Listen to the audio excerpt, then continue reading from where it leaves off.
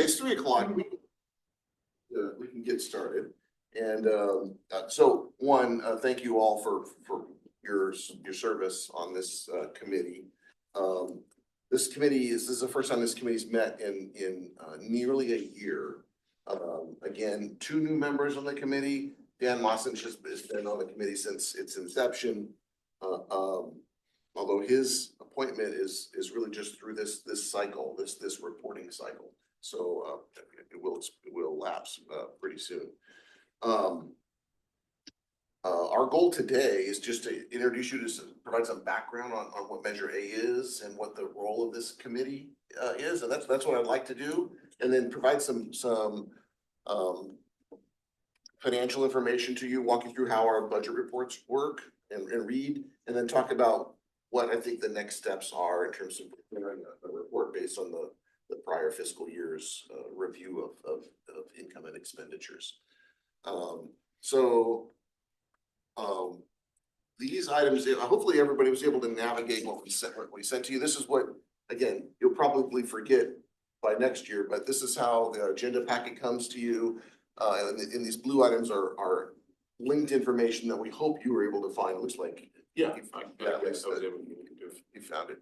So I'm just going to pull these up in order and walk you through kind of a little history here with what these items are. So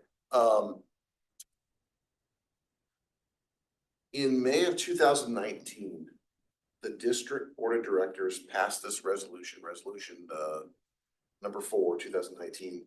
And what it did was call for an election and stated what the outcome of, if the election were in favor, what the outcome of the election would be by the passage of an ordinance. And so this resolution called for the election. That election was subsequently held in August of that summer.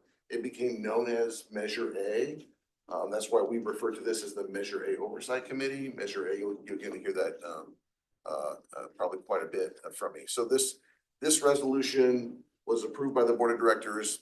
It actually listed the name of this was the ballot question that was asked of voters in Templeton in that special by mail election, again, that concluded at the end of August in 2019. And an exhibit to the resolution was this ordinance 1-2019. Now, because this ordinance or the measure required approval of the voters, this ordinance did not take effect immediately. It was subject to the voters' approval.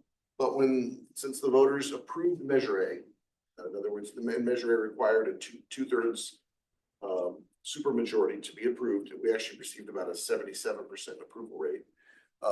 This ordinance became law in Templeton. And so this ordinance, I think it's important just to provide some background. This ordinance provides a little bit of background information about the circumstances at the time, and then goes on to talk about the authority, establish this tax rate of $180 per year per parcel. And unlike some other taxes that you may pay or may see, they're subject to parcel tax or property tax collection. This is known as a parcel tax, and it's not based on the valuation, assessor's valuation of the property itself. It's a fixed amount per parcel. So whether you own 10 acres or a lot that doesn't even have a house on it, it's the same amount of money. It was originally, back at least initially, $180, and it's gone up by a maximum of 2% a year. It's gone up each year by 2%, as it turns out, but it's a CPI indexed at the cap of 2%. It was estimated to generate about $486,000 the first year, and you'll see that that's risen a little bit over the last several years. And then I think importantly for this group, there's an intent and purpose of the tax, the parcel tax. This special tax was for the purposes of providing a 24-hour day, 7-day a week staffed fire and emergency services.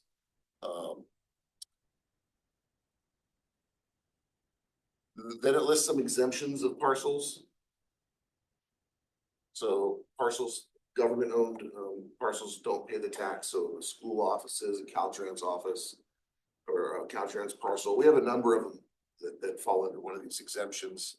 I did want to note, and you may hear about this, that there are certain like churches and nonprofits that can request property tax exemptions.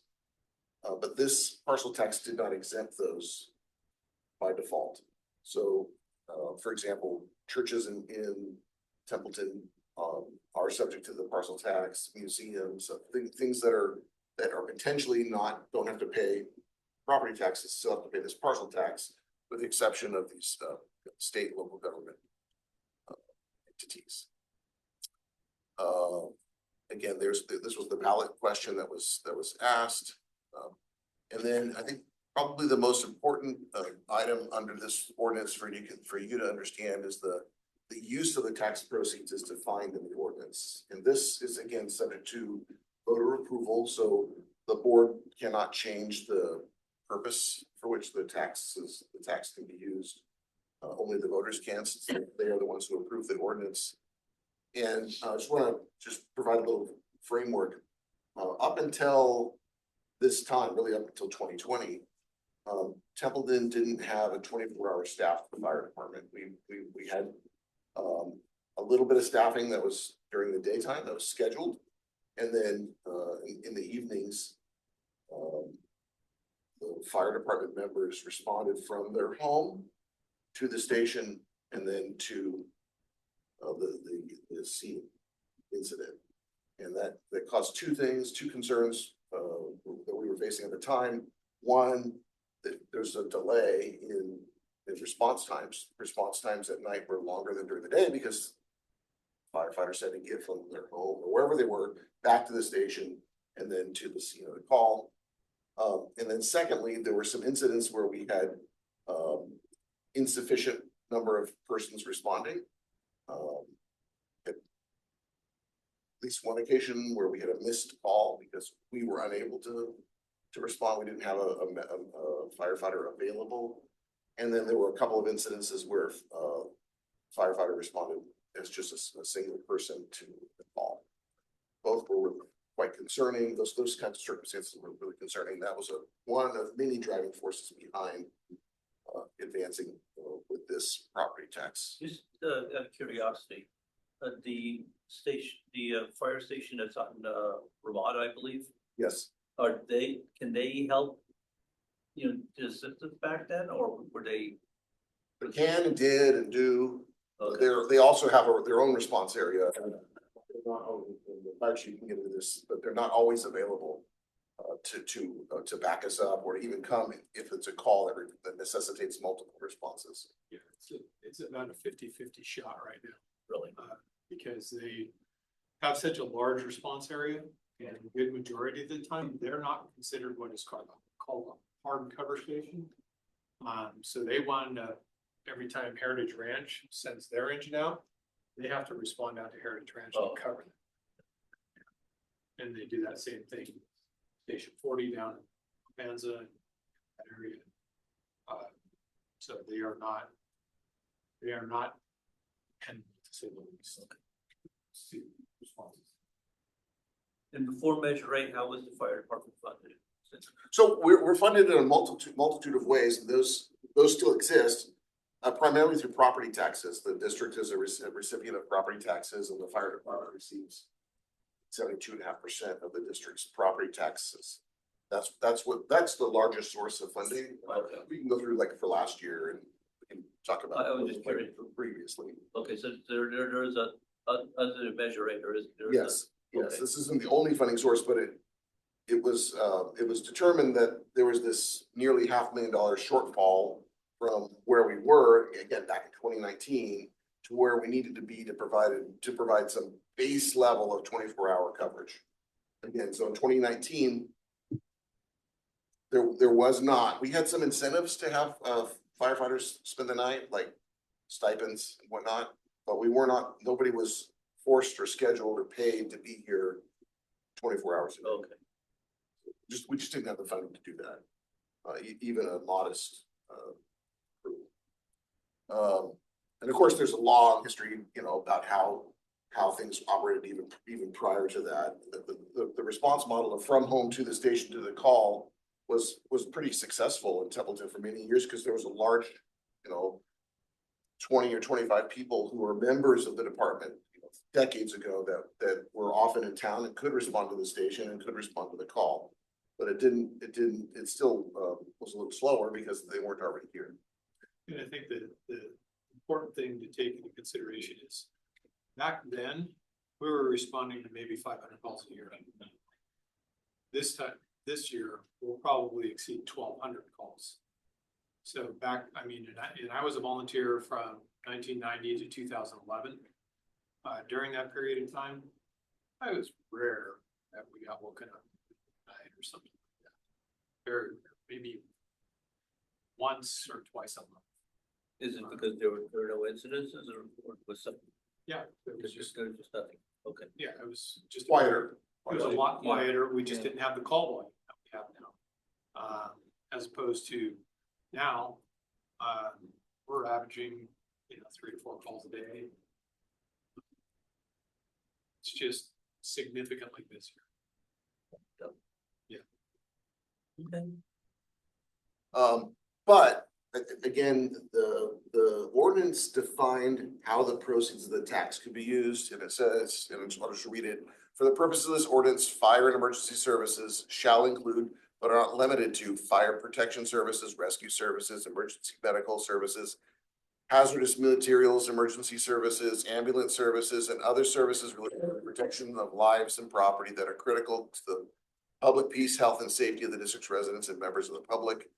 And then B, for the purpose of this ordinance, the district's costs of providing 24 hours a day, 7 days a week staffed fire and emergency services include, but are not limited to the following: salaries, benefits, training, and all other personnel related costs, the cost of acquiring or leasing, operating and maintaining equipment and apparatus used for the fire and emergency services, the costs of operating, maintaining and repairing, renovating and equipping fire facilities. So there are a lot of possible ways to spend the proceeds, as long as they relate to providing fire and emergency services, as defined by the ordinance. And again, this was the ordinance that was approved by the voters when they approved Measure A. Excuse me, Jeff. Yep. Under A, ambulance services, was that back then? I don't think the fire department was doing ambulance service, but. We don't do any service. Yeah, no, your It's contract. included in the definition to be as broad as possible. So if 50 years from now, circumstances changed. If we ever had a situation where we were to buy an ambulance and basically house it here to react to what we call flex or an increased call volume within the ambulance service that they can't handle. Sometimes they will ask fire departments who have ambulances to put their ambulance in service. Yeah. And that would be one of those instances. Fire departments don't currently have the ability, it's called 201 rights, to provide ambulance services in this county. San Antonio's got the rights to that. Well, the county does. So it's not San Antonio. They contract with San Antonio. I'm familiar. So it was written in a broad way to just anticipate. We have to reimburse them for their ambulance. I'm sorry? Do we reimburse them for their ambulance service or? No. It's they're billed by they're compensated by the patient Oh, okay. through insurance.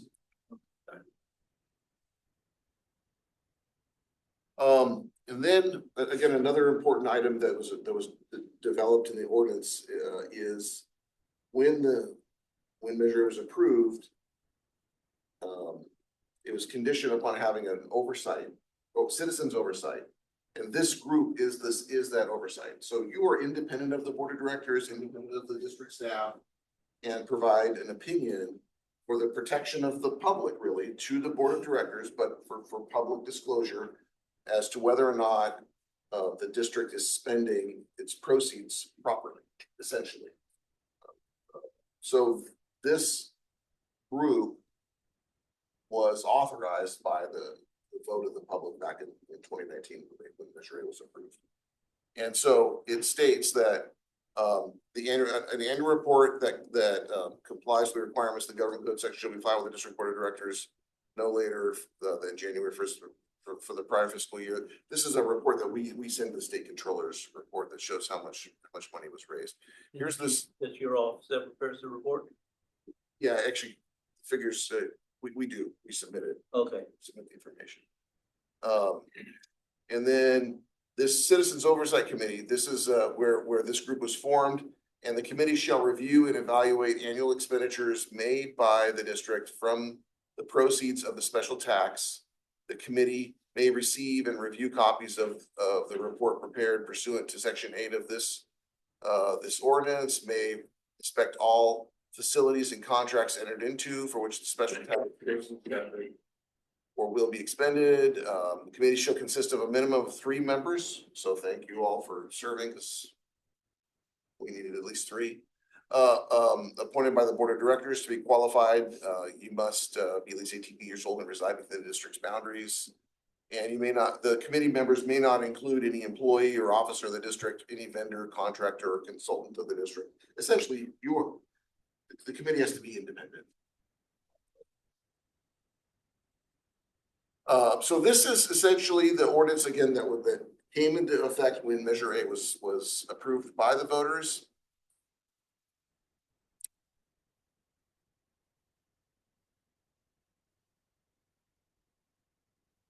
So that took place in August of 2019, but the actual taxes didn't really begin until a year later, the 2020-2021 fiscal year.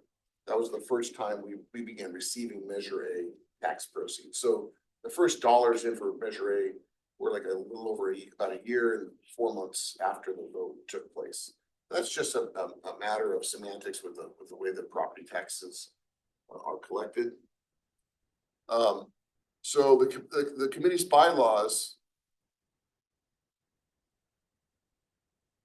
you might note, are dated a little later, February of 2021. Again, that's just a couple months after the first dollars for Measure A hit the district's books, and the board of directors approved these bylaws. The bylaws talk about the role of the committee, and I don't know if you have questions. I'm happy to go through. It's several pages long. I don't know if you want to go through or how much of it you'd like to go through, but it does discuss the name of the committee, Measure A, Citizens Oversight Committee, that the purpose of the committee is to determine whether or not the tax proceeds are properly spent.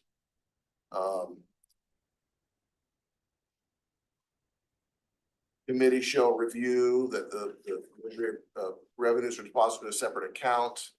And we'll illustrate that to you. The Measure A revenues are expended only for the purposes described in Section 4.1, which is really exactly the same language that was included in the ordinance. That neither the board or the fire chief shall attempt to interfere with or inappropriately influence the preparation or presentation of the committee's annual report. So you are independent in that regard, but we're obviously here to support and assist you. We don't expect to just, we're here to support your needs. The fire chief or general manager should provide the committee with copies of all public financial documents of the district, as well, or any that are requested by the committee, including the annual audit and other financial reports. And the district staff, that's us, shall provide administrative support to the committee, including obtaining public accessible meeting locations. So you're here providing copies of agendas and reports and performing other functions that you deem necessary. So the committee shall engage in any of these activities that are listed here. In other words, you should actively review and report on proper expenditures of the Measure A revenue. advise the board as to whether or not the district is in compliance with the requirements of Measure A. That has, over the past 5 years, has been done through an annual report that we'll discuss in a little bit. Conduct all of your business in accordance with the Brown Act. You don't really need to know the Brown Act in and out, but here's what I'll suggest. This is a committee of 3 people, which means that even 2 of you cannot discuss the actions of the committee or topics related to this committee's activity outside of the committee. Because that would be a quorum of the committee or a majority of the committee. So if you see each other in the community, you're welcome to talk and be friendly and all that. I would just ask you not to discuss the business of the committee itself. Because that would be a violation of the Brown Act. The district staff will take care of virtually everything else that relates to the Brown Act, including posting the meeting agendas, et cetera. Provided you don't talk Measure A business with somebody else in the committee, you're gonna probably be just fine. And we're happy to get you more information on the Brown Act if you would like. Provide communication to and accept communication from the community. So if you hear from community members about concerns related to Measure A, we'd appreciate if you would be the eyes and the ears for the community. These were safeguards put in place to ensure that the public knew that there was independent oversight of these expenditures. In other words, that essentially this prevented the district from getting Measure A passed and then using the money to pay for parks maintenance or, to pay for a utility expense for water or some other district.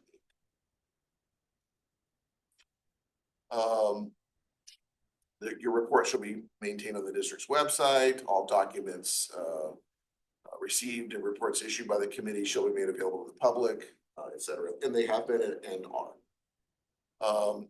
And the committee may engage in a review of copies of our annual audit, other annual and monthly budget reports, and we'll walk through one of those in just a moment.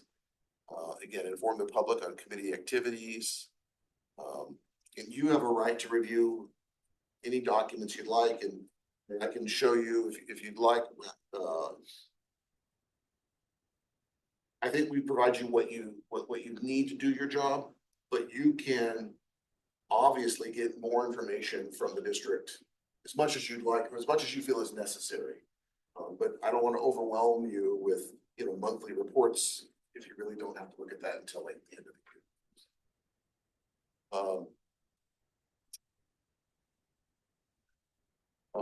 Again,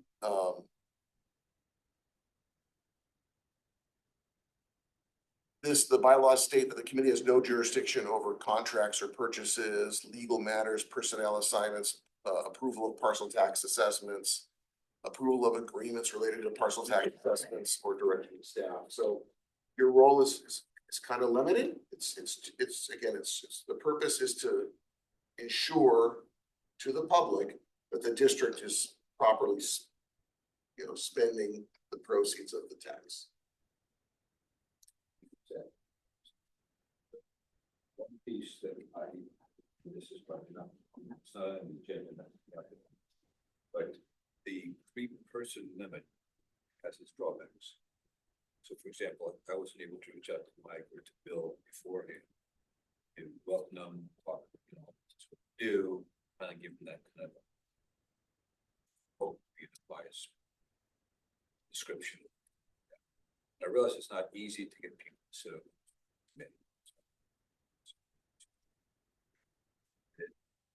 But it's a disadvantage just to have 3-member board. And maybe for the follow-up meeting that we have, we might put on the agenda consideration of discussion about using it to a 5-member.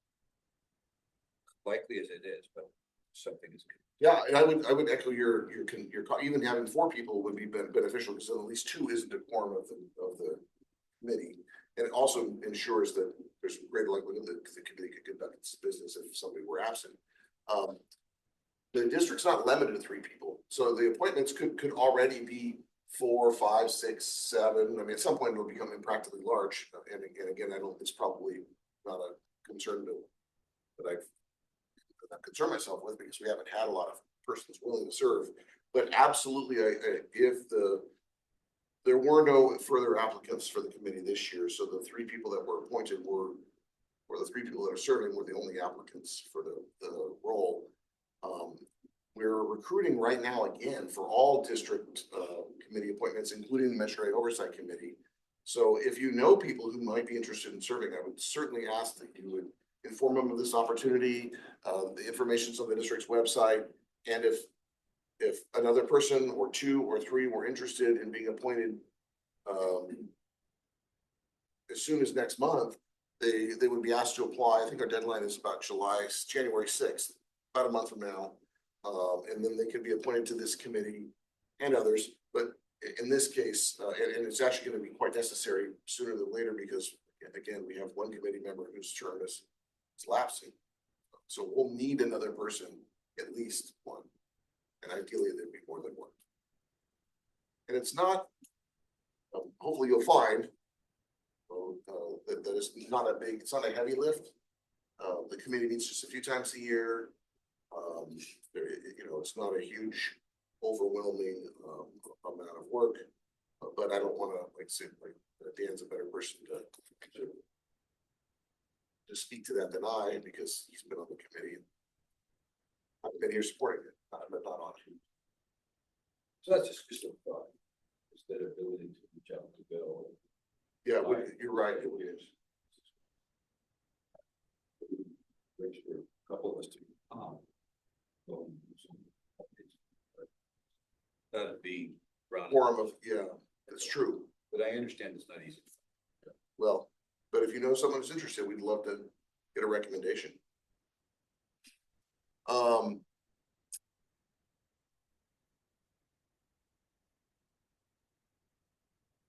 So the committee membership is a minimum of 3 persons. Obviously, there can be more than more than 3. There's if you're already holding an office that's determined to be incompatible, there's a prohibition on that. Again, like for example, you couldn't serve on the board of directors and be on this committee.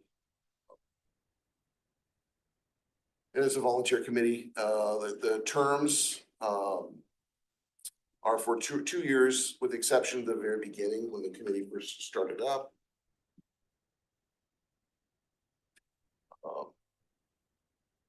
There's provision for removal from office. There's some committee rules. There's one that you should meet at least twice a year.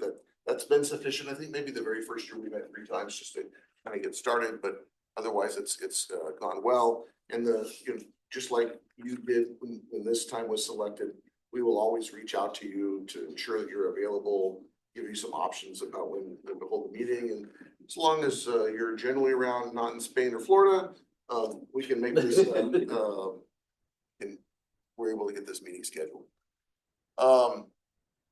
Again, the committee is subject to the Brown Act. The district staff will take care of meeting those requirements. And by the way, since this room has the technology that we do now, all of this committee's recordings, both video and audio, are posted and hosted on the district's website. So let's just say you were interested to see what the committee discussed 2 years ago. Not only do you have access to the minutes, but you can actually go rewatch that meeting. The first couple of years that this room didn't, actually the first couple of years we were doing everything out. First year or so, we probably did everything outside because we were in that sort of COVID protocol. But for the last, since probably 2022, the meetings have been in here, and all those meetings are recorded and posted. Can we Zoom these meetings or? Yeah, yes, this meeting is available via Zoom. We don't have anybody who wanted to watch you work today, but that's available. Yeah.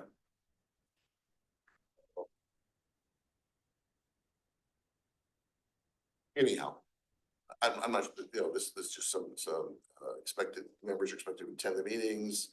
Board members shall be subject to filing an FPPC Form 700.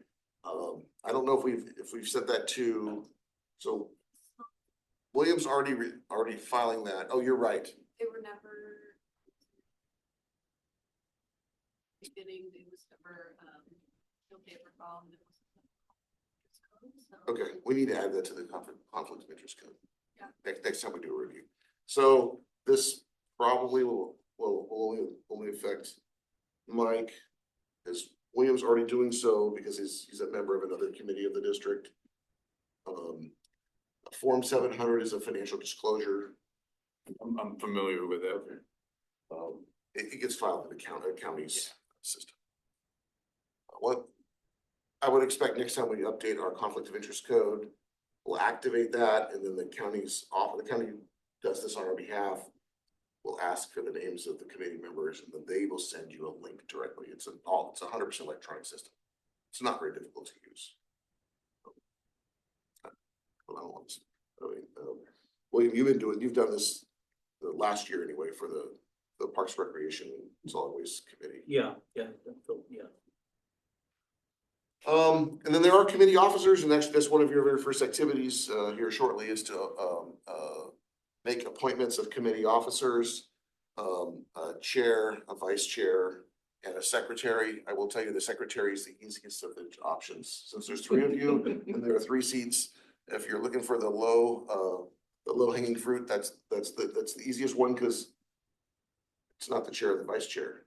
And we, the district staff, handle the preparation of all the minutes, et cetera.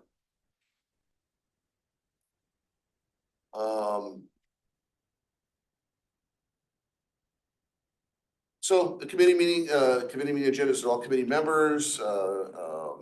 There's a list of activities for these roles. And again, the district staff is performing the functions of the secretaries. We're preparing the minutes, and we have you'll notice that the minutes of these meetings are brief, they're action minutes because we're recording the meeting in full. And if anybody wished to review the details of the meeting, they could actually go back and just observe that portion of the meeting. And then there's a provision for amending the bylaws, et cetera. So that's the district's the committee's bylaws.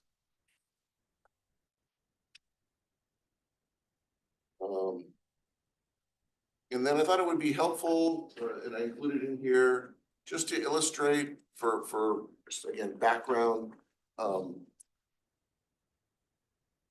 what the annual report looks like, because again, this is ultimately what your job is after you've reviewed the documentation and feel satisfied that you have had enough information, is to prepare and issue to the board of directors an annual report. This is the report that was issued for the last fiscal year. It was from last January that covered the fiscal year 23-24. So again, July 1st, 2023 through June 30th, 2024. And this is a copy of the report. It just simply outlines who the membership of the committee were and when they met. A little bit of background on Measure A and what it's about. And then there's a brief discussion, some findings, and a conclusion. So it's been a fairly brief report. And Leona, who was the chairperson of this committee last year, authored and attended the meeting and prepared and presented the report. When I say presented, it's not a formal presentation, but was here when the report went to the board and made some comments about her service on the committee. But Dan Mosinich has been the chair previously and has issued this report as well, probably on at least 2, maybe 3 occasions. Can I just say a few words? Sure, please. So the report that Jeff is showing us here, you can scroll back towards the top, please. Okay, so the first 3 bullets really summarize how the funds should be spent. It takes all of the verbiage that was there before that we looked at in the bylaws and just puts them into real specific. Is this happening? Is that happening? Is this happening? The second piece below that is second set of 3 bullets speaks to what the intent of Measure A was when it was pitched to the community. And as you can see, and Jeff mentioned a minute ago, services, do response times, and then train and retain qualified firefighters. That's been the barometer that we've used to say, well, is it working? You can show me you spend the money the right way, but is the intent? And what we have found year in and year out that it has happened. And Chief has kind of described it. If you had questions, what does that look like and how it works? But, and my motivation for this was to put something in writing so that should a need arise in the future in our community, we have paperwork, a track record of being diligent in terms of staying on top of the impact. So that when we approach and we need a Measure B or whatever called in the future, we can say, well, we have we have been true to, we've shown due diligence previously with funds that are requested. So that's what that report tries to do in essence. Thanks. But the committee is free to make this report as detailed or as simple as you'd like. There's no requirement, external requirement that, this doesn't need to be a novel by any means. So don't be intimidated by the task at hand, at least the finality of generating a report. So that's a little bit of background on the some background items for the committee.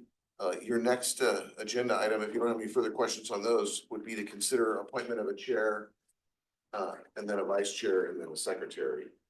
And again, those are 3 offices, and there are 3 of you on the committee. We hope you can figure that. Everybody gets a door. Yeah, no one goes away empty-handed here. No member at large. Even if my term ends at this point, or how does that? Yeah, your term is valid through February. Our expectation would be that the committee's report would be generated before then, and you could include this year's activities before the term ends. I nominate Dan as chair. I'll second that. I'm willing to do it to finish out here and give a chance for Mike and Bill to kind of see how the system works. That way it's an easier to warm handoff. Thank you. Yeah. So is that all in favor? Aye. Aye. Reluctantly. So we have a vice chair, and again, the vice chair's role is essentially to inherit the role of the chair if the chair is unavailable. Look before. I don't mind. Okay, I nominate Mike as vice chair. Is there a second to that nomination? I'll go ahead and second that. All in favor? Aye. Okay, this one might be a little easier. There's a slot for a secretary. There's one person who doesn't yet have an assignment. I'll nominate Bill. I'll second it. Okay. All in favor? Aye. Okay, I'll turn this over to Dan to run the rest of the meeting, and you'd like to, there may be a few items when we get to the future meeting that we probably want to also talk about. Okay. All right, let's see where we are here. Item 2, item 3, approval of the December 12th meeting, minutes of last year. So this was the last meeting of this committee, so 11 3/4 months ago. And the minutes were prepared immediately following, but because this committee has not met, they've not been approved by the committee. They're fairly brief and short. I move for approval of the minutes as stated. You just scroll down to number 3, please. Okay. I second that. Motion. All in favor? Aye. Okay, thank you. We'll move forward now. Approval. The next item here, review of the fiscal year expenditure, budget expense is a real valuable one in the sense that kind of gives us a sense for where money's being spent and looking. So I'll turn it back over to you. Thank you much. So this is a printout from our accounting software, our general ledger printout. And this, you see the period is for the entire fiscal year of 24-25. And it's through period, that fiscal year ends June 30th, 2025. And this is current as of today. There are some entries or items that take place after June 30th that affect that fiscal year, like accrued expenditures or other adjustments that get made. But this is current through today. But I did want to point out that these are as of yet unaudited figures. And we can kind of talk about that under your next item about what to expect with the audit. But you'll probably be receiving a report that looks something like this at every meeting that you come to, whether it's for the current year's budget or for the prior year's close. So I'll walk you through kind of how the format works, and actually Natalie prepares these reports or manages the software that tabulates this. So the top of the report is the revenue side, and the bottom of the report is the expenditure side. And this is just for the fire fund. The district maintains separate funds for each of its activities. So for example, we have a water fund, a wastewater fund, a parks and recreation, solid waste fund, a fire fund, etc. This is exclusively for the fire fund. So nowhere in here will you see expenditures related to those other activities, because those are all handled in their own fund. So everything that's in here came into not the district in general, but to the fire fund more specifically. So right at the top, we'll talk about grant proceeds. The bulk of this is what's known as a SAFER grant. We received funding about starting nearly 3 years ago that funded 2 full-time positions for the district, and so that makes up the majority of the grant proceeds. There were a couple of other smaller grants that we received for like equipment, those kinds of things that were likely also in there. And then interest, and so that's the first item. The way the columns read from left to right is a description. Again, the grant proceeds, the bulk of it being the SAFER grant. The budget. This was the current budget originally. So this would have been the budget amount that was approved when the fiscal year 24-25 budget was approved back in June of 2024. So about 1.5 years ago. Then you'll see current budget figure. That's after any amendments that get made throughout the year. And there are amendments to the budget that get approved by the board from time to time to either address items that were not, that weren't picked up originally, or unforeseen expenditures, for example, or to correct assumptions about revenues. So you can see this line item actually went down over the course of the year.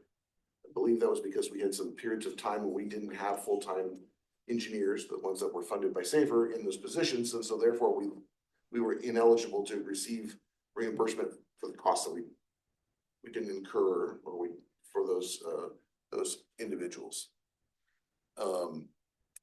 This period activity is in the final month.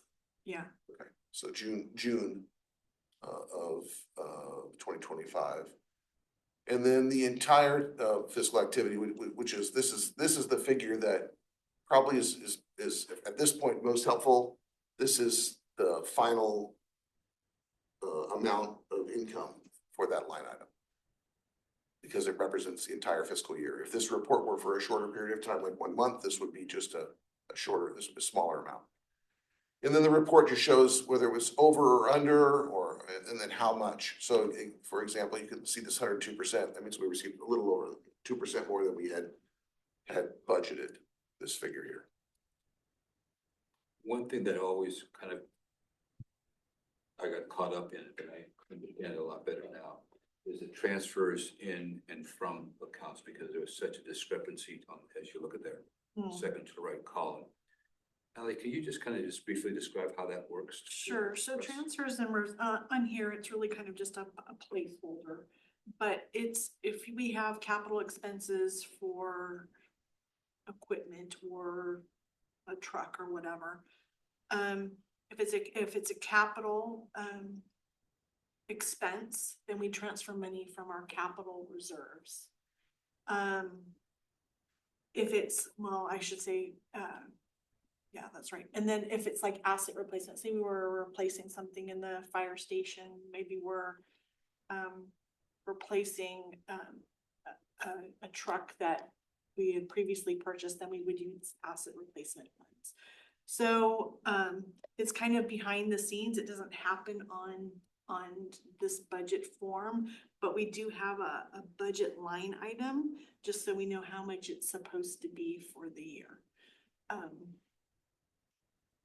But behind the scenes, in different areas of the trial balance is where the funds are actually moving from like capital asset funds to the operating cash or back and forth. So, in addition to the fire operating fund, which is what you're really looking at here, there are some other funds that are also part of the fire. You know, they're part of fire, they're exclusive to fire. We have a capital fund that would be like development impact fee. Primarily, that's the source of revenue for that is paid to expand services. So that's, for example, that's what we're using to fund our portion of a new fire engine that's been ordered, and to fund fire station expansion, those items. And then there's also this asset replacement fund where we set aside funds to replace existing assets. And then in the fire fund, we also have what's known as a future fire account. And that's because when Measure A was originally implemented, the costs of providing the services were estimated to be a little bit lower than the revenue that we received. But over time, it was believed that the cost would rise and we would need to save the money that came in the first several years to offset some expected deficits. And so that there was a set aside or a savings account that was produced. And when we're in just a few minutes, I'll show you where you can see that information on the what I'll call summary of fund balance page in the budget. Just a question, interest income depreciation, what is that? that's the asset replacement account. So there's a fund that we have all of our asset replacement cash in. Oh, okay. That's the interest that's made off. Oh, okay, so. Yeah, so this first interest column is this $31,000 that we received. That's for the operating funds of the fire fund. So that's income that stays with the fire fund's operating account. The interest income for depreciation is the asset replacement account, and so that income doesn't automatically go to the fire fund operating, but actually grows the asset replacement account. It's an income source for it. And then this interest income on capital, that's again, that capital account, it's got a couple $1 million in it. And so it received more interest. And so it grows its own account.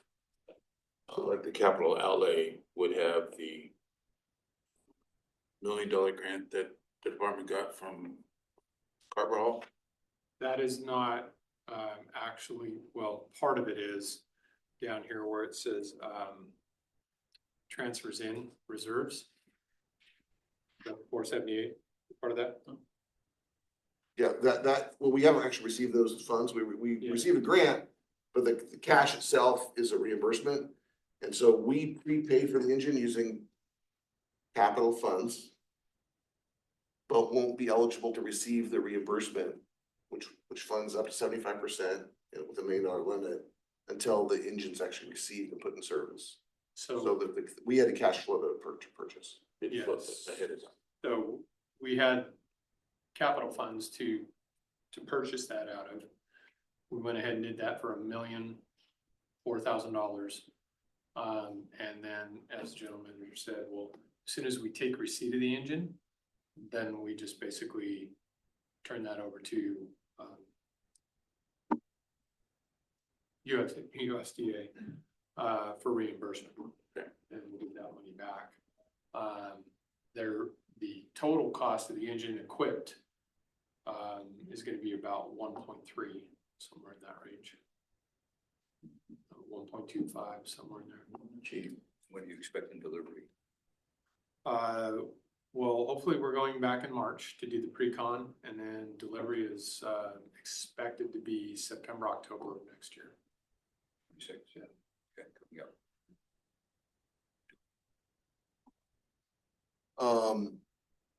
And then there's a number of other income sources. You asked about what other sources are available to fund the fire department.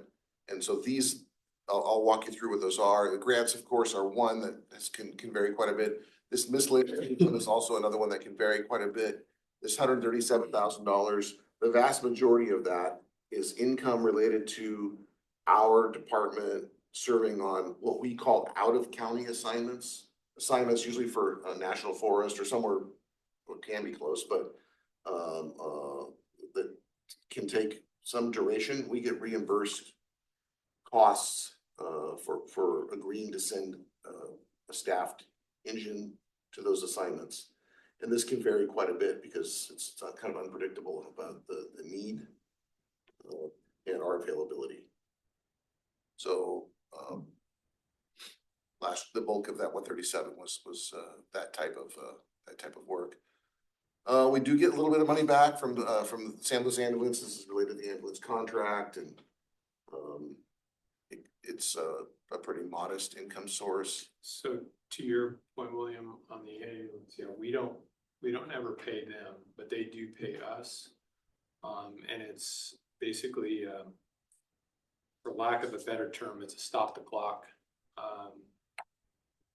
advantage for them that they pay us for, because as the call volumes grow within the county, they're not adding any ambulances to the mix. And we're seeing probably on average 10-minute wait times. Oh, And sometimes up to 20-25-minute wait times to get an ambulance.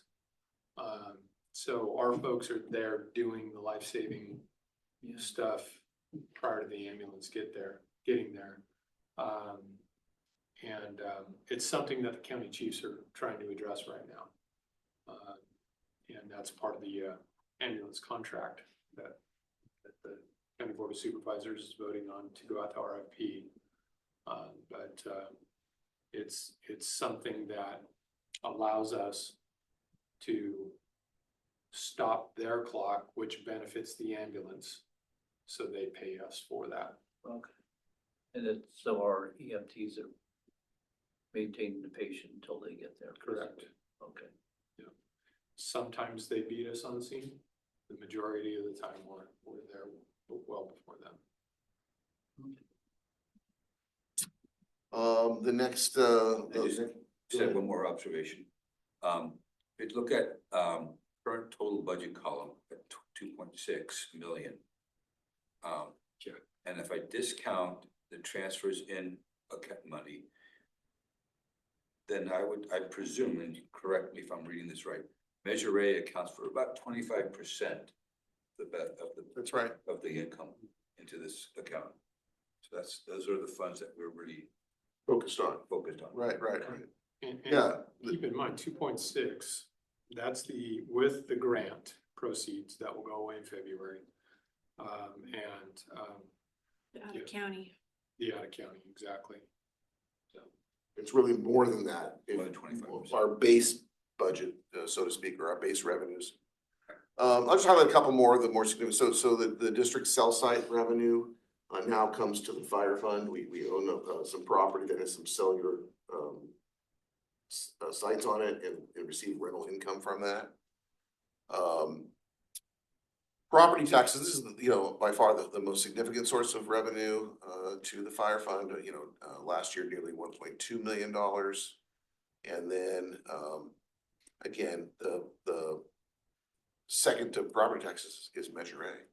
So it's a very significant revenue source for the fire fund. We would not be in the position of having 24-hour coverage without it. We couldn't afford it before, and we can scarcely afford it now.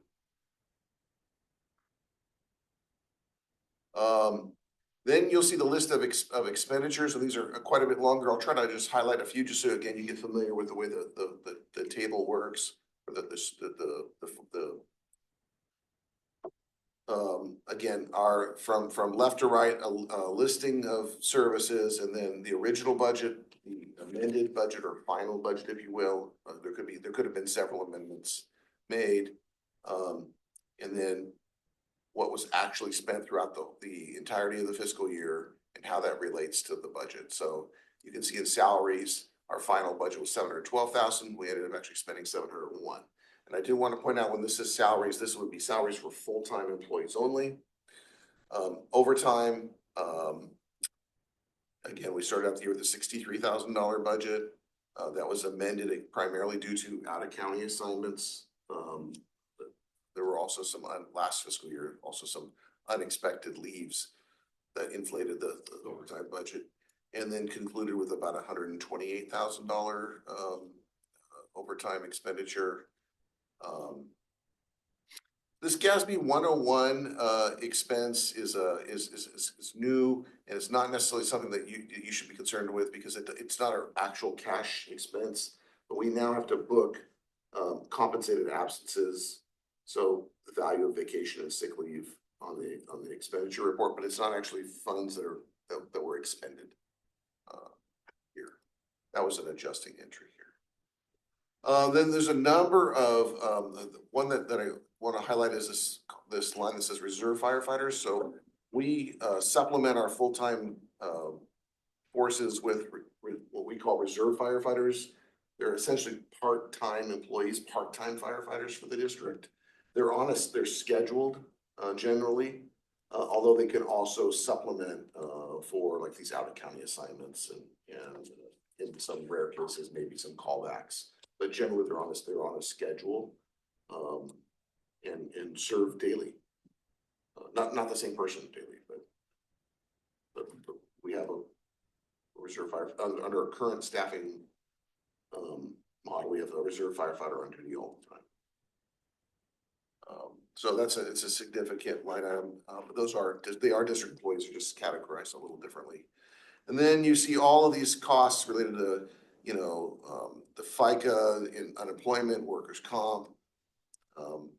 Retirement is, So there's an auditor's adjusting OPEB entry there, that's what it looks like. no, Not really that. we have a PERS retirement. This would, most of our employees, or all the full-time certainly are members of CalPERS. That's the district's cost. Health insurance for full-time employees. Again, this is just the fire fund. And then some of the expenditure lines are less significant, but you can see like dispatch costs of $70,000. We pay county fire, Cal Fire to perform dispatch services for us. Weed abatement cost, there's some property tax collections costs that are here. We have to pay the county to collect property taxes on our behalf.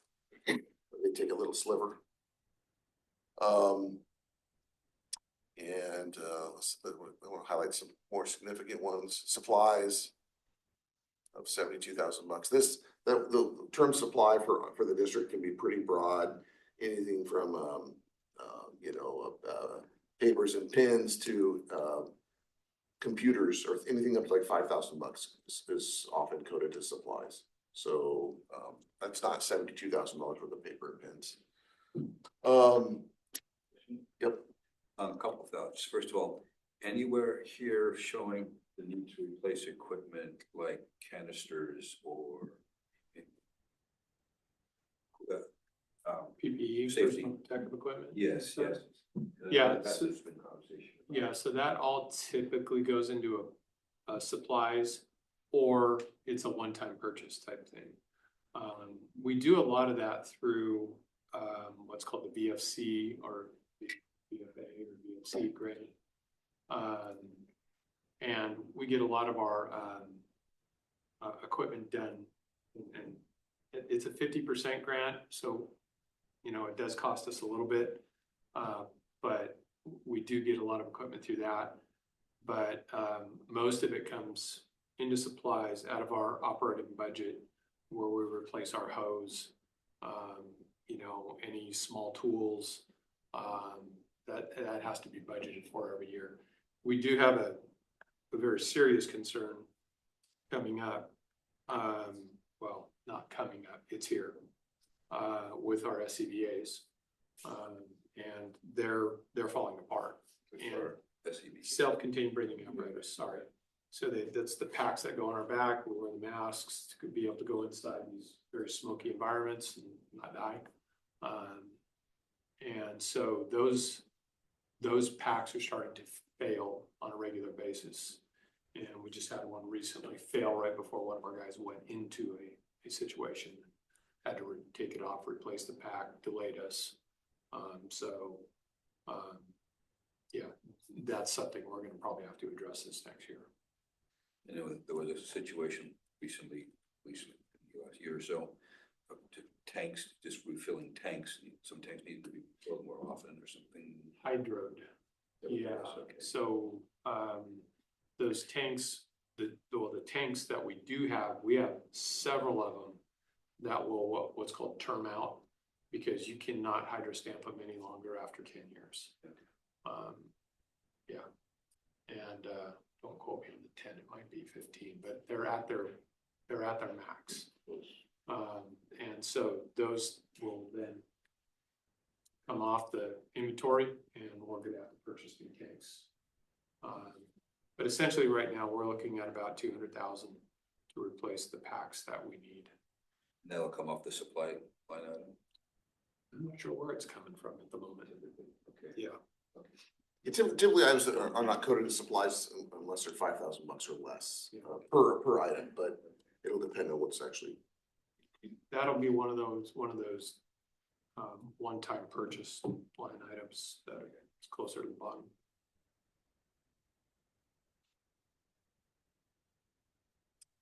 Other significant expenses include, repair and maintenance. And vehicle O&M, that's, significant item is. We're hoping that one goes down a little bit, as we get the new piece of equipment here. Because in the past, we've been pretty lucky this year so far. We've had some major repairs on that 23-year-old engine out there. And so it's chewed into some pretty good amounts of budget. Additional question. The event on July 4th with the Templeton Feed and Grain, do any of those expenses show up here, like with overtime or that sort? That's because it was before? This goes through June 30th. Yeah. So it was after. Yeah. That'll be on the next year's. Yeah. Okay, thank you. And I'm just highlighting the more significant expenses, and then you'll see here this another significant expense is this allocation of admin costs. The district allocates its administrative costs via a formula that's based on the prior year's expenditures.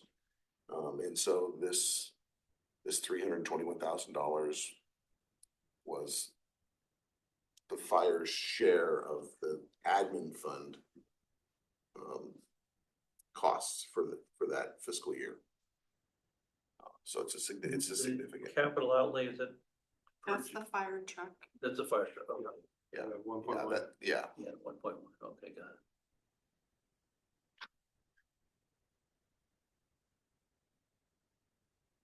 Anyway, that's how this report reads.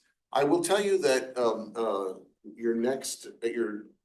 our anticipation is that we will receive the district's audited financial statements in the next several days, and they're expected to go before the board of directors for acceptance on December 16th. But they're not here yet, and every day that passes that puts that date in doubt.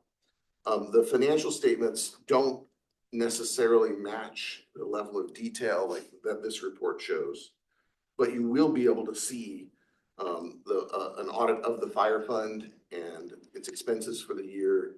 The Measure A proceeds are called out or listed in a separate line item, so you should be able to match the report out of our software to the audited financial statements. And I mean, it's, the anticipation is that you would then review the audited financial statements again. No, you shouldn't find any surprises. I'm not expecting any.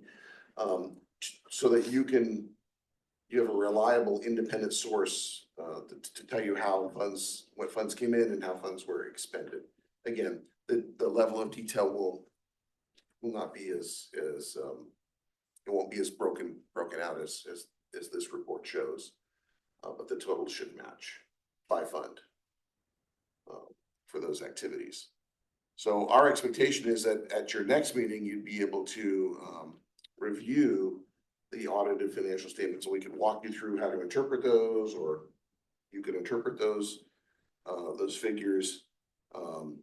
And then we also had planned on reviewing the current year's line item budget with you at your next meeting. Again, just so you have a forecast for next, for the job next year. And then develop a plan to prepare and issue the report.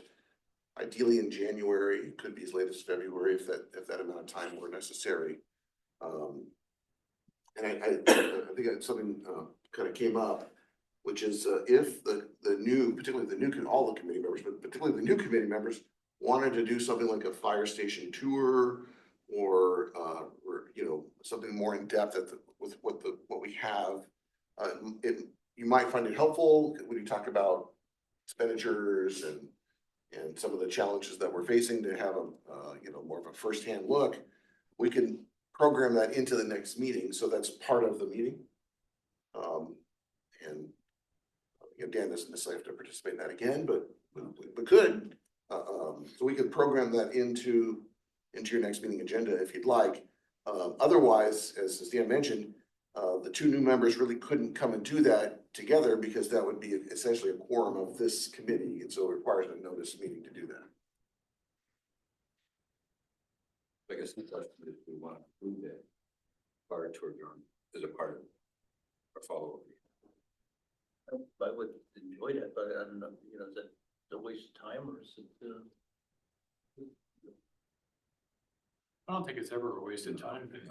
Honestly, and Dan could speak to this because I've taken him through a couple of times now. The equipment, it kind of gives you a really good idea of what we're dealing with and,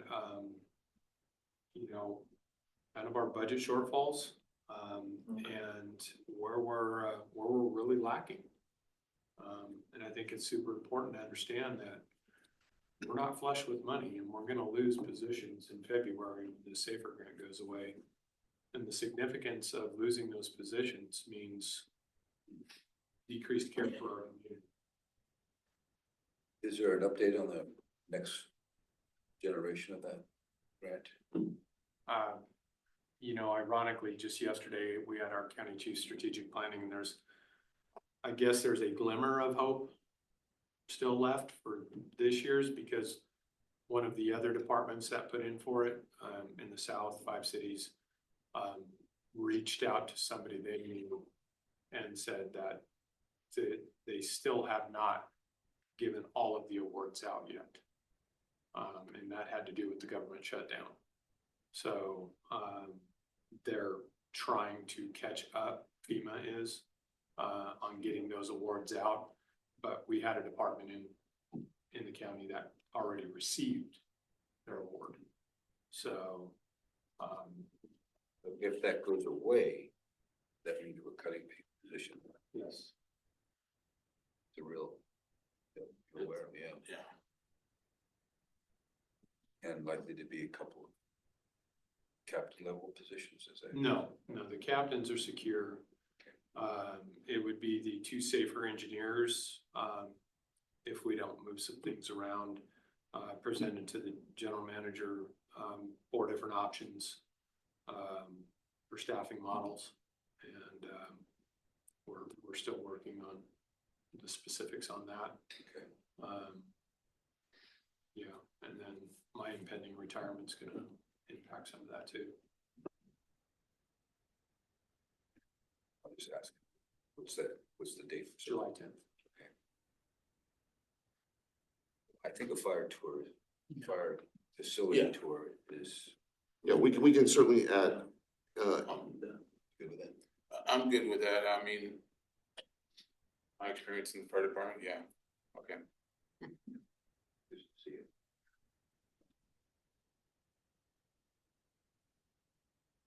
so yeah, we can certainly To that agenda. we can certainly add that to your next meeting. I did want to point out before we, before we get on, that next topic entirely is just where you can find additional information on your own, or you can obviously call myself or any of us here. We're always available to you, but a ton of information is just available on the district's website. So this is one that, this is I'll start with the homepage of the district's website. So if you go to the homepage of the district website, all of the agendas for this meeting, Measure A, are available under the Agenda Center. Scroll down. So that this is today's agenda, but you can look back at the meetings for 2024, 2023, 2020. Hopefully this is 2022, et cetera. So any historic stuff is available to you. With regards to where to find like the budget, they are all posted.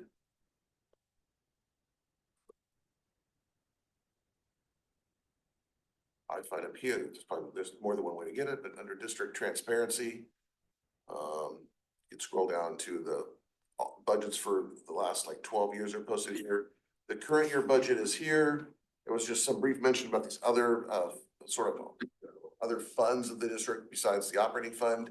There's a breakdown of that on a page called the Summary of Fund Balances, which is pretty early in the budget document. It's right here. And if you go to fire operating fund is the one that we reviewed in more detail. Here's the future fire operations. You can see that right now it was expected to have $420,000 as of July 1st. The fire asset replacement, $731,000 budget as of July 1st. And then this capital fund of a little over $2 million as of July 1st. So those are other funds that are available, but they have restrictions, particularly the capital fund has restrictions. It cannot be used for operations. Essentially, the other funds, the board has more control of, but not So capital. just a little more information, the capital funds, we are looking at a station expansion.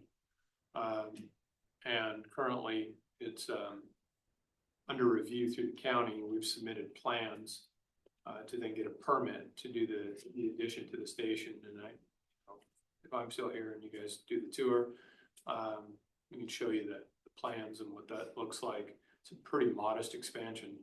But if you look at our upstairs living area, it's needed. We're trying to fit 20 pounds into a 5-pound bucket, so. And then another place that if you're interested in following items, throughout each month we produce what's known as a treasurer's report. And I'll just take you to the most recent, the board meeting agenda is on the same agenda center page. This is their most recent board meeting. And each month there's a treasurer's report that's included in here. And there's a budget to actual monthly report that's published.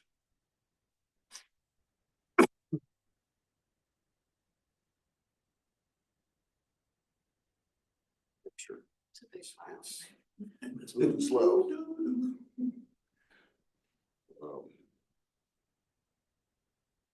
It's available. So you can look anytime you'd like at the treasury report includes a district-wide, cash statements, investment report, the amount of money that's in the cash balance in all of the funds, including the restricted funds. So for fire, you can see this the more recent cash balance of the capital account. And balances for the funded replacement and future fire operations. There's a bunch of other information here that you might not, there's reports on credit card purchases district-wide, et cetera. So it'd take a little while to find something that's particularly useful, but this information is available to you, every month. So anytime you'd like to kind of try to figure out how much cash the district has, those are produced, each and every month. So that information's available, to you whenever your convenience. We'll do our best to anticipate what you're looking for and provide those to you in advance. And of course, if you have questions or like more, or if you want paper copies of anything, we can provide those to you as well. Whatever it takes we want you to feel like you have the information available to do what you've been tasked with, which is essentially to advise the board and then the public about the use of the Measure A proceeds.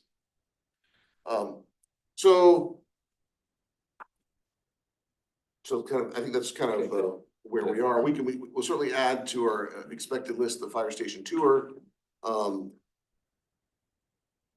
I'd say you could schedule a meeting, yeah. Well, I just, it might be kind of lengthy, but I just was wondering.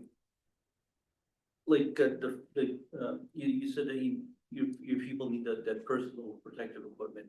Yeah. What is the process that you have to go through in order to get that? Do you have to come to them and tell them and then they?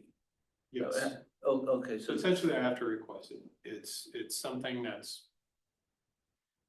If we have another catastrophic failure, I'm probably gonna push it. Right now, we're sending in for repairs 2 of these packs a month. Well, we only have 16. yeah, So 2 a month, and then sometimes it's the same one the following month. It's something else is failing. doesn't pay to you. Correct. Repair it anymore. Yeah, and, well, I mean, you know, it's a few $1,000s as opposed to a couple $100,000. But, Oh, it's one of those things where, I don't know, I'd have to have Natalie look at it to see what we're spending on repairs on SCBA's, but annually, you know, maybe $4,000, $5,000. yeah. And my bigger concern is that it's gonna fail on one of these guys inside Yeah, an environment. yeah. They are old. They're very old packs. And so, it's basically what we do is I make the request, it goes to the board. The board then, the general manager meets with the board president, gets on the agenda, and then they either say yay or nay, Okay. on the expense. And typically something like that would come out of asset replacement, since it's a current asset. Okay. Yeah. So it's not something you can just go out and buy, you know, you gotta, it takes a while to be approved, and it takes probably a while for it to be delivered. Once it's ordered or. Yeah, the delivery on that's not too bad, but I mean, we could probably get approval I mean, if we were ready to go within a month. You know, but it's one of those things where, yeah, we don't have that cash laying around somewhere, Yeah. just. Okay. Yeah, so when the budget, just in general, the budget is developed in a fairly tight fashion. There's not a lot of cushion within the approved budget originally. So if you run into something that's unexpected, that's $200,000, there will not be the cushion available, or even $20,000, there wouldn't be the cushion available in the budget. So Is there a way to, you know, putting that into the budget in anticipation of that coming up, or? there isn't the money available. Oh, yeah, there's no, but there's no money. I mean, there, yeah, I got it's a pretty cash strapped operation here. Okay. We don't have, I mean, so you could spend $200,000 more this year, and you could spend $200,000 more next year, but then there'd be no more to get, because that would consume the The full whole, future savings of the, you know, Yeah. you're digging into reserves at that, you know, okay, at that point. So, yeah, there's not, okay. even incidents like the feeding rate fire will require us to amend the budget just to sustain the operations for the rest of the year, because we incurred just more overtime than we had expected, and other costs that were not We were on included that. in the original budget. We were on that fire for 5 days, Yeah, so yeah, 24/7. 24/7. So, yeah, there's not a lot of, room for something unexpected to Okay. strike without seeking additional authority. Okay. But things happen. I mean, Well, yeah. the transmission goes out in the engine, you get it fixed, you have to deal with it. We have to do budget amendments. I mean, that happened. Year ago, last year. And we spent close to $75,000 on that engine. Wow, 2 years ago. Gotta maintain it in Class A status, so yeah, it does cost. Did you get the water leak fixed? I saw there was a water leak on. Sort of. Oh, Yeah. okay. Yeah. It's getting there. It's old. It's an old engine. Curiosity. Maybe you can tell me a little bit more. I'm kind of thinking that I already know the answer, but if it does go down, can you get a reserve engine from another agency or from the county in the meantime, or is that impossible? So the problem right now is all the reserve engines within the county and other agencies, they're using. Because of the apparatus shortage that kind of built up during the COVID period, when the shutdown took place, and you saw this incredible backlog of fire engines. Well, they just had a congressional hearing on this, and now these companies are starting to really ramp up build times and ramp up their staff because they really don't want the Congress kind of getting in their business. And so that's been part of our problem is we have a fire apparatus shortage throughout the nation because of that period of shutdown where they just weren't producing for a year and a half. They weren't producing any fire engines. Or a year. And then they brought it back online very slowly. And then they didn't ramp it up like it should have. And it just created this huge backlog. So, to answer your question, it would be difficult to find something if it went down on us, but I'd figure out something, whether it's a state OES rig, or, reaching down to Santa Barbara or Ventura and seeing if they have something that they can loan us. We've borrowed engines in the past. We've been able to, But now those have always been OES engines. We did borrow a reserve engine from Paso when that one went down for a period of time. But that engine, they're using it right now because they're one of their older engines just went down. So they brought that one back into service. And so the two OES engines that we were consistently borrowing over the last 4 or 5 years were OES engines from San Luis City and Morro Bay. Well, San Luis City and Morro Bay just turned those back over to OES, so they're no longer available.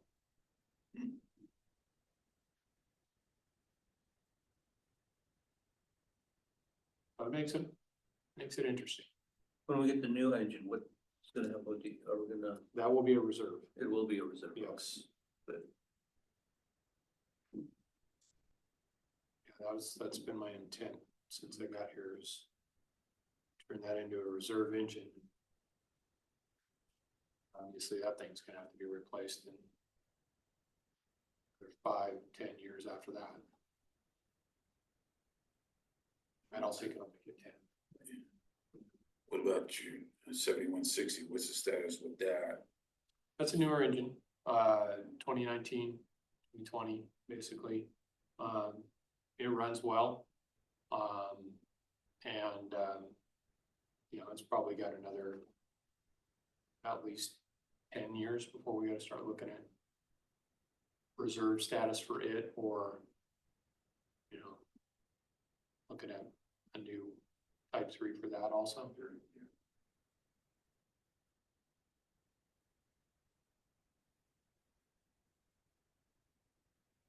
Story behind the story. Mhm. And do you guys accept volunteers or that's something that? Well, the volunteer thing, I'll just give you a really quick, brief summary. Right now, the only volunteer departments left in the county are Santa Margarita and San Miguel. And, Santa Margarita has 5 people on their department. That's it. They routinely will miss calls. And San Miguel, they have I guess he's a full-time chief. I think he is. And then, they have a daytime person that they use when he goes to meetings or something. That's part of their water and sewer also. But they're a volunteer and, they have 5 people in their department. You can't get people anymore that live in the community. Everybody's just too busy with what they're doing. Back in the early 2000s when I was doing it here and I was a full-time firefighter with the Tascadero. You know, finally my chief was like, hey, if I need you in the Tascadero, you can't be on fire in Hamilton. So, you know, that forced my hand. And typically what we get, even with our reserve firefighters, are extremely green, inexperienced people that, I mean, I hate to say it this way, but my captains would rather run alone sometimes than worry about babysitting somebody who just Okay. doesn't know what Yeah. they're doing. And you can't run alone. No. It's just impossible. Training of a volunteer would be difficult. Cause and I understand what the chief is saying too, cause it's tough to train somebody even to 4 hours a day, cause they got their work. And then you're doing it on their day off and they go, pass. Yeah. Understand. Yeah, well, and the level of requirements by the state of California to be a firefighter now, that's basically what killed the volunteer program. Because you have to have so many continuing education hours, you have to have so many training hours, and they have to be in specific disciplines to be able to respond on it. And if you don't volunteer. yeah, and if you don't keep up with those on what we call our target solutions training, well, you're not eligible. You get pulled off.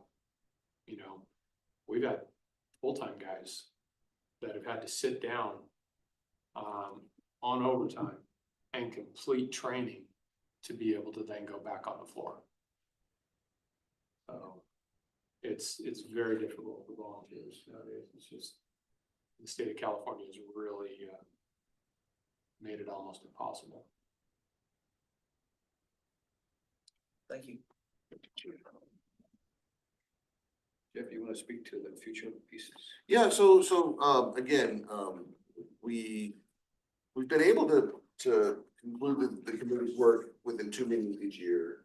I realize that today's topics were primarily background with some preliminary review of the prior year's fiscal activity. At your next meeting, the goal would be not only to get you a fire station tour and provide some further background information, but to actually review the audit and financial statements and develop a plan for preparing the report.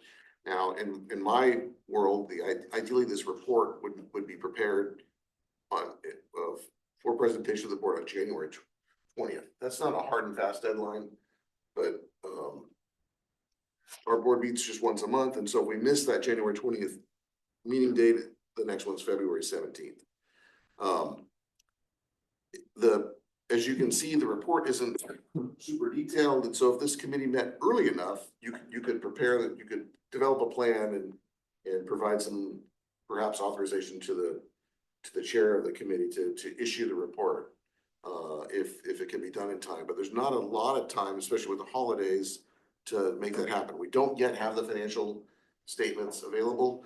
We will get those to you as soon as they go to the board. I'll send you a link, or I'll make sure we send you a link so you can see what goes to the board of directors and kind of get a head start. But the soonest it would go to our board of directors for the financial statements would be December 16th, and there's a tiny bit of risk that doesn't even happen. I guess I'm looking at a possible date. We can either send out a doodle poll with dates in late December or early January and see if we can make something work, or you can decide right now when you want to meet. Let me share this a little bit because I kind of have a sense, just having done this. I'm gonna be out of the country until January 9th.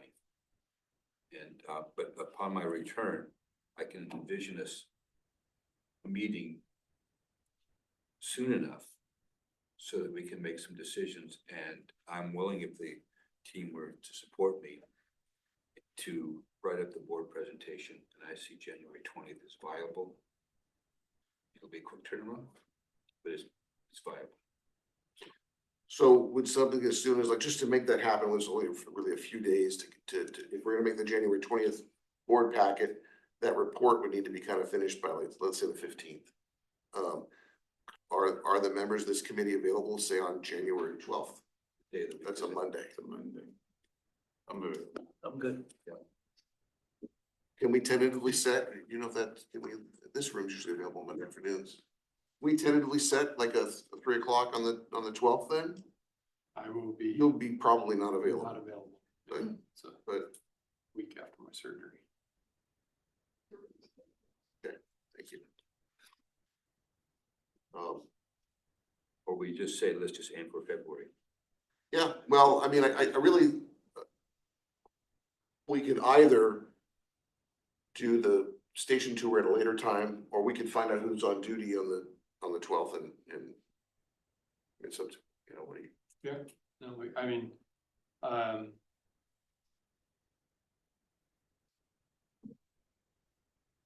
you know, or if we do it in between, we could do the station tour in between now and then whenever you guys want, if you wanted to set something up. It just has to be a notice, it has to be a notice meeting. No, individually. Oh, one at a time, yeah. Yeah. You could go individually, just not Yeah. as a group. Okay.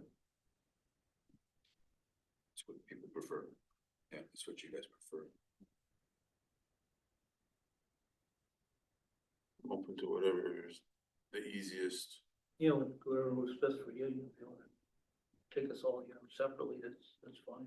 Yeah, it's completely fine with me. I mean, you guys want to schedule something in between now and, you know, for Christmas, and then I'll be gone 29th through the 3rd. I come back for about 3 days and then I'm in surgery and all.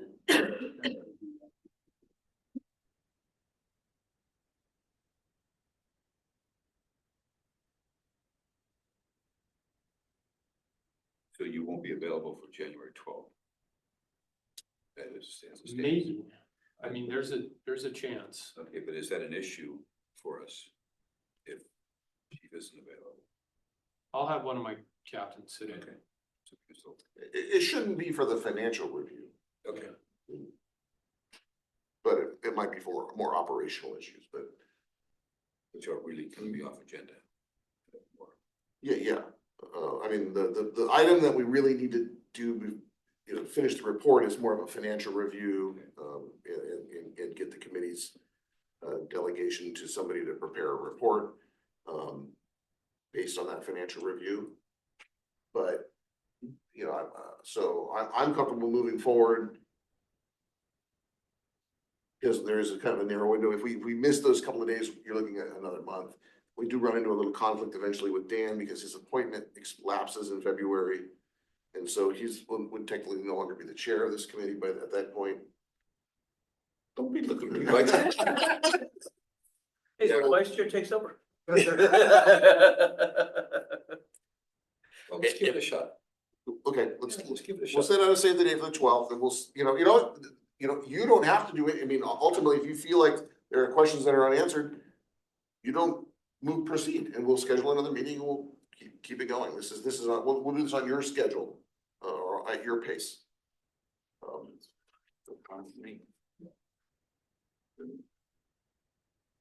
So we'll set out a save the date for the 12th, and we'll schedule this room and we'll make sure you get the audited financial statements as soon as they're available. Even before the agenda packet goes out. So, you know, if you have some holiday reading time, this is definitely, you know, 12 days before. really, Yes, I agree. if two of you read it, that will be 50% of the total number of people who read the audit. 66, that was one of them. And Jeff will be the other. Harry doesn't read it on. Yeah, we don't have a lot of takers. We don't have a lot of Yeah. takers. Well, I appreciate the fact that you're willing to be flexible. And to work around with my schedule right now, just not being available. So thank you guys. Yeah, no, not a problem with And Chief, thank you for being available if we need you to come in here. Absolutely. 12 or somebody to represent you. On that. Yeah, that'll be 6 days. I mean, So it doesn't sound like, I'm- it's not knee replacement.